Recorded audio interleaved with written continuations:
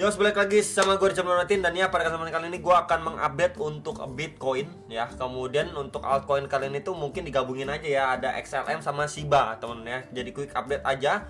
Untuk altcoin update mungkin besok. Nah, kalian bisa tulis di kolom komentar ya. Untuk altcoin update besok itu mau apa? Bisa tulis di dua koin ya, dua koin pilihan.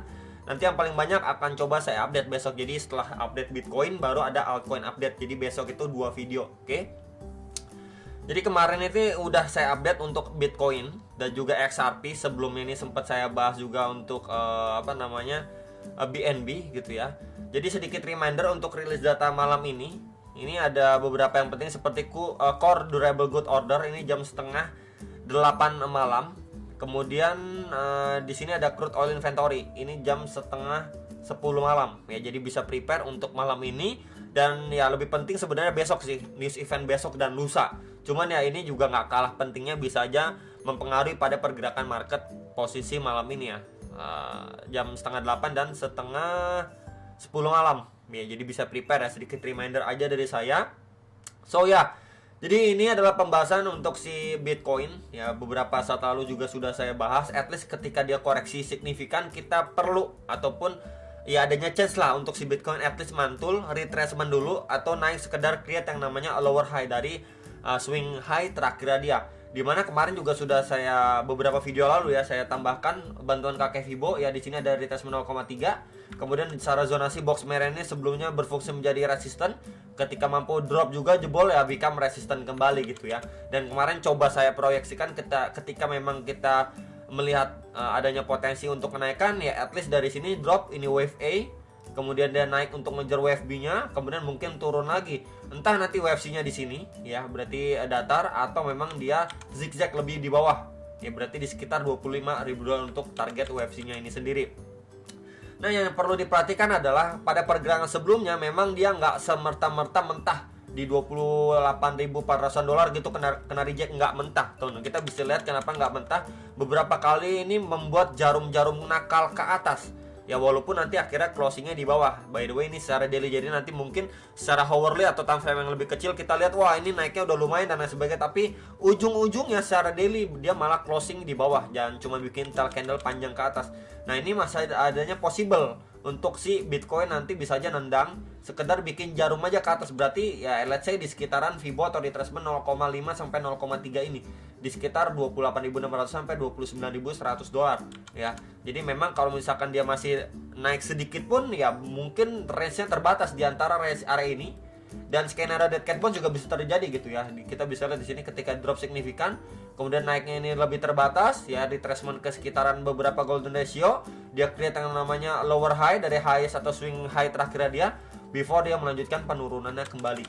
Ya, jadi ini sama seperti pembahasan yang kemarin, cuman ditambahkan lagi aja untuk pembahasan atau bahasa lain untuk skenario dead cat bounce. Dan ya ini juga kita ataupun saya sampaikan beberapa kali ini bikin jarum-jarum nakal. Jadi jangan terlalu kaget lah kalau misalkan nanti si Bitcoin bikin jarum sampai $29.100 gitu ya. Sangat wajar gitu melihat kalau pada pergerakan di bulan Maret sebelumnya 2023 seperti itu. Ya, ini beberapa kali malah secara dirinya bikin jarum-jarum ke atas, tapi akhirnya terdorong lagi closingnya di bawah. Ya, jadi palingan itu untuk Bitcoin secara daily. Kemudian untuk RSI-nya pun ini baru testing nih di area tengah-tengah atau level 50-nya. Ketika ini udah mampu terjebol, terendlosor, itu berfungsi juga menjadi area resisten. Jadi memang untuk skenario dead cat bounce ini masih besar lah kemungkinannya. Ketika memang kita bandingkan momentum turunnya sama kenaikannya ya, cenderung jauh lebih terbatas kenaikannya. Dan ya harapannya memang dia kena reject sebelum dia lanjut turun lagi.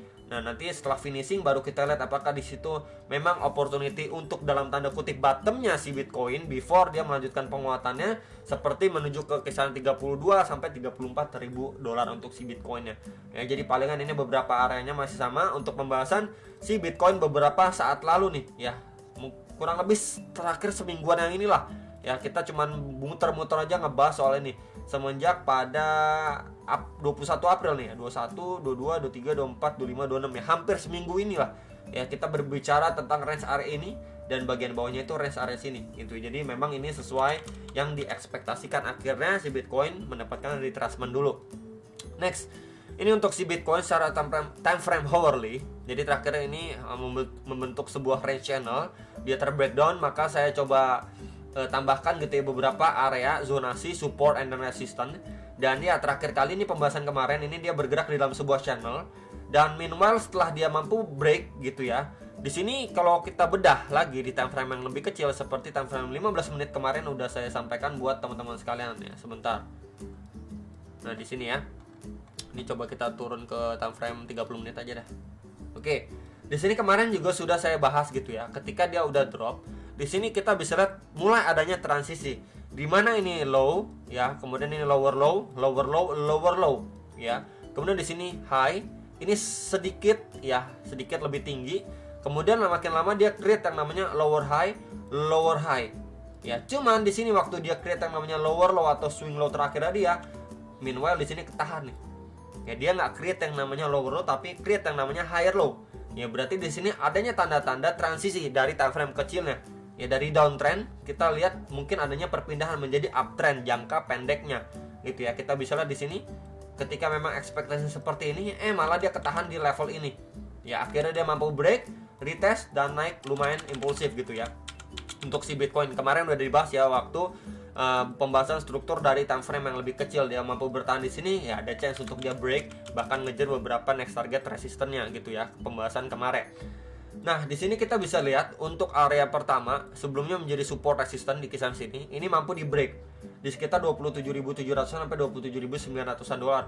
Bahkan dia ngetes ya ke area ini.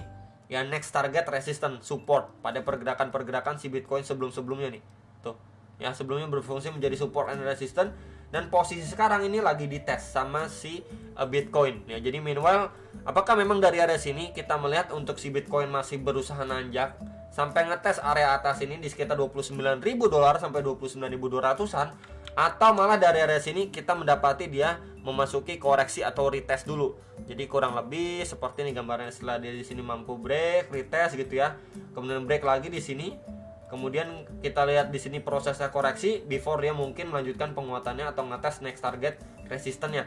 Ya, jadi kalau misalkan dia koreksi pun kita bisa gunakan EMA 34 dan 21. Kemudian juga zonasi sebelumnya berfungsi menjadi support and resistance di sekitar 27.800-an dolar lah. Ya. Jadi palingan ini menjadi key levelnya si Bitcoin saat ini ketika memang dia mengambil fase koreksi dulu ya, atau retracement dulu sebelum dia mungkin satu kali push lagi finishing wave B-nya gitu ya, sebelum dia ngejar atau OTW ke wave C-nya. Jadi palingan itu yang perlu dipantau. Tapi kalau misalkan dia malah nggak ambil retracement dan masih berangsur naik gitu ya, berangsur naik di sini, dan yang big possibility akhirnya nanti mungkin masuki fase koreksi yang lebih besar gitu. Jadi berarti jatuhnya skenario nya dia nggak ambil retracement dulu ya, dia nggak ambil koreksi dulu, malah dia masih lanjut naik lagi gitu. Tapi nanti mungkin kita lihat mulai adanya pelemahan momentum ataupun transisi dari uptrend menjadi downtrend dari lower time frame, seperti yang kemarin kita bahas dari lower time frame di pergerakan si Bitcoin sebelumnya lah. Jadi mungkin nanti ini bisa terjadi kebalikannya mungkin di sekitar area sini ya. Jadi palingan itu yang perlu dipantau untuk teman-teman sekalian untuk beberapa key level untuk si Bitcoin, untuk support dan juga resistennya. Next ini untuk XLM secara daily sebenarnya ini kita bisa lihat ya, dia create yang namanya low atau swing low terakhirnya ya, tuh ya, downtrend kita bisa lihat jelas banget. Meanwhile ketika dia ngangkat harganya, dia create yang namanya higher low, drop lagi di sini, tapi dia nggak lebih bawah atau ngetes ke swing low terakhir dia nih pada pergerakan Desember 2022 ya. Dia masih berada di atasnya, kemudian dia perlahan naik. Posisi sekarang dia ini lagi retest terhadap area neckline ini ya. Jadi kalau misalkan coba saya tandain tuh ya, terhadap zonasi ini nih lagi di testing. Sebelumnya kita bisa lihat bersama-sama berfungsi menjadi area resistance ya. Di sini resistance become support gitu ya. Dia lagi mencoba bertahan di kisaran sini, dan ini sempat kita lihat juga nih sempat menjadi tahanan sebelum dia lanjut naik lagi untuk secara daily time frame-nya nih ya pada pergerakan 28 Maret 2023. Jadi mungkin yang bisa diekspektasikan adalah untuk pergerakan si XLM ini setelah dia drop signifikan seperti ini nih, ini drop signifikan seperti ini, mungkin adanya pemantulan atau retracement dulu gitu ya sebelum dia ngetes next area target bawahnya. Bawahnya lagi itu di sekitar berapa area yang bisa diperhatikan? Mungkin di sekitar area sini dulu teman-teman. Nah di sini secara daily-nya di sekitar 0,8294 sampai 0,8614 dolar ya, sekitar area itulah yang bisa dipertimbangkan untuk secara daily. Kemudian untuk pemantulannya, pertama kita secara daily bisa gunakan EMA 34 dan 55, nih garis warna biru dan kuning. Kemudian kalau secara zonasi, ini kita bisa gunakan juga ya di level area sini. Nah, di level area sini. Ini coba saya ganti dengan box warna hijau. Plus di situ ada EMA 34 dan 55, dan juga pada pergerakan-pergerakan sebelumnya ini berfungsi sekali menjadi area resisten. Ini resisten, ini juga resisten. Ya, kita bisa lihat beberapa kali kena reject lumayan strong dari level tersebut. Jadi mungkin ketika dia naik ke atas, bisa kita ekspektasikan jikalau dia mengalami rejection dari sana, dua area target penurunan atau koreksi dari si XLM ini sendiri. Ya, at least ini dulu. Ya, berarti ngetes ke swing low terakhir ada di sini. Ini di sekitar 0,09181 dolar, sekitar area situ ya, di sini. Coba saya ganti dengan warna merah. Berarti kalau begitu di sini. Nah, adanya potensi double bottom atau akhirnya dia drop lebih bawah lagi ngetes area sini yang tadi juga sudah saya sampaikan ke teman-teman sekalian gitu ya. Jadi palingan itu untuk XLM yang nanyain ya, untuk target terdekatnya pemantulan di sekitar berapa. Kemudian untuk area support ketika dia kena reject bisa dipantau untuk dua area ini. Oke. Kemudian kalau tambahkan bantuan kaki Fibo dari swing high yang di sini ke swing low yang terakhir, maka ya kita bisa lihat tuh ya, pas banget di antara retracement atau Fibo 0,3 sampai 0,5-nya itu berada di box warna hijau yang tadi sudah saya sampaikan ke teman-teman sekalian. Jadi itu adalah target ideal dan ya bisa aja skenario dead cat bounce pattern terjadi secara daily-nya. Next, ini untuk Shiba. Jadi Shiba Inu kemarin itu kan terbentuk sebuah triangle pattern. Ya, kita bisa lihat dia benar-benar sideways aja di dalam range triangle-nya. Meanwhile Bitcoin kemudian altcoin lain itu udah lumayan outperform lah, kurang lebih seperti itu ya. Dan kemarin ada secerca harapan ketika si Shiba ini udah mampu break, ya udah mampu break dari triangle pattern-nya. Ini menjadi dua area target nih. Ya, dua area target, box putih yang ini dan yang bagian atas, yang bawah ini di sekitar 0,001173, bagian atas itu di sekitar 0,00129 dolar lah. Cuman sayangnya untuk si Shiba ini cuman ketahan atau ngetes aja nih di bagian sini tuh.